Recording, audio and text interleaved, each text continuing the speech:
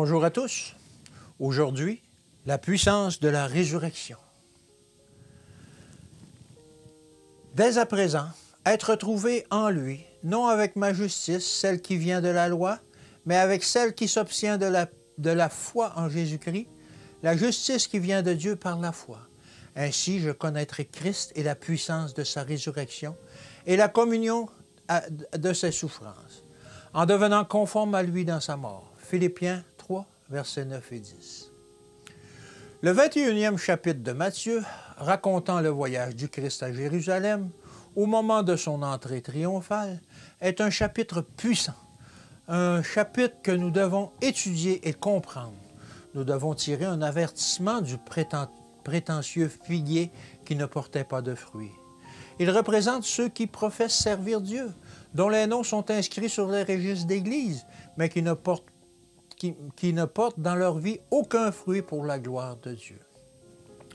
Mon cœur est impatient de voir couronné et assis sur son trône l'homme qui fut méprisé et rejeté.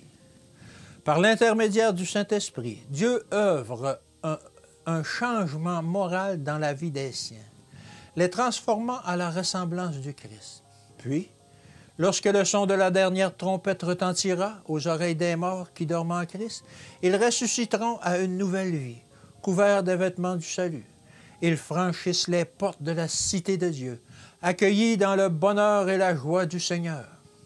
Puissions-nous tous comprendre et garder toujours présentes à l'esprit les joies qui attendent ceux qui gardent les yeux fixés sur leur modèle, Jésus-Christ, et qui, dans cette vie, cherchent à édifier un caractère semblable au sien.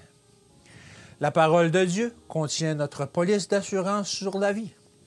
Manger la chair et boire le sang du Fils de Dieu signifie étudier la parole et mettre cette parole en pratique dans une vie d'obéissance à tous ses préceptes.